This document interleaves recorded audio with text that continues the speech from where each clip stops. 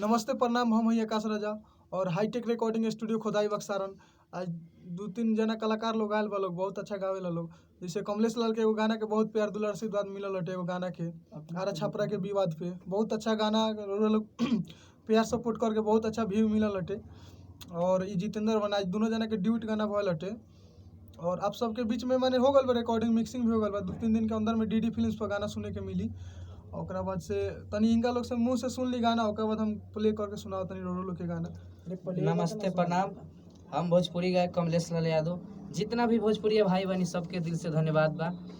और बहुत ही दुख के बात बा कि रितेश पांडे जौन कलाकार बानी, जौन की सासाराम से बिलोंग करीला, बहुत ही गलत गाना गौले बानी। जौन गाना के नाम है चुनरी झलकौआ 2 और कुछ छपरा जिला के छैली नाम धइले बारे। मतलब ये बहुत गलत काम बा। ऐसे हमनी के छपरा जिला के होते हुए हमनी के गर्व होला कि हाँ छपरा जिला से भोजपुरी के नाम पड़ रहे भैया। तो ऐसे हमनी के थोड़ा गड़बड़ लागल, ऐसे हमनियों के एगो गाना भइल है रिकॉर्डिंग आप सबके प्यार दुलार से। रुकिए हम सुनाइए अगर अच्छा लगी तो लोग एक कमेंट करी और ज़्यादा से ज़्यादा शेयर करी।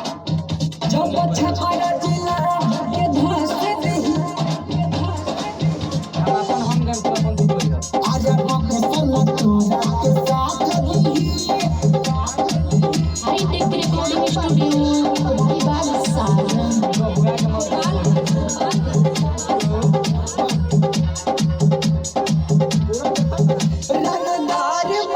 अपने आप के हमर गिनती होला तोरा बाप में सुन ले हमर गिनती होला तोरा बाप में रंगदार बनी अपना आप की हमर गिनती होला तोरा बाप में ससरी से अतरी निकाल दियो हीरा चांदी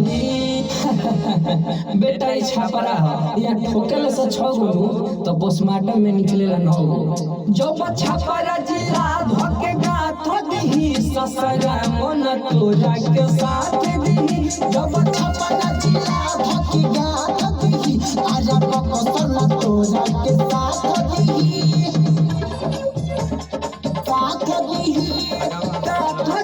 ससरा मन तोरा के साथ। भैया ई गाना हमनी के 2 दिन में चढ़े लबा, रो लोग प्यार दुलार और सपोर्ट गाना करे, चढ़ल बहुत बा। ज्यादा फैलाई कि यारा बक्सर के लोग सुने तो उनका लोग के काहे से कि एक और बात कहम आप सबसे, एगो बारे आरा जिला के पवन सिंह उनकरो हम फैन हई और रितेशो पांडे के फैन बानी आ रही अब, लेकिन नहीं कि काहे से कि वो स्टार लोग कलाकार लोग हो के ऐसे स्टार कचरा कलाकार करत हो के जौन की छपरा जिला के जातिवादी या नाम। जिलावादी सब गाना का हटे, सब गाना हटे महाराज। तो पवनो सिंह गौले बारे वो गाना कि छपरा से डांसर बुलाएंगे।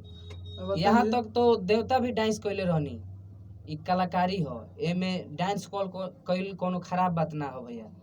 ऐसे आप सबसे विनती बानी हो रहा बा कि आप लोग ये गाना के ज़्यादा से ज़्यादा शेयर करी और ये गाना चढ़ी डीडी फिल्म्स प्रेजेंट और 2-3 गो के चैनल पे भी चढ़ी गाना ई, लेकिन सपोर्ट नंबर 1 पे यही चैनल पर चढ़ी डीडी फिल्म्स पे।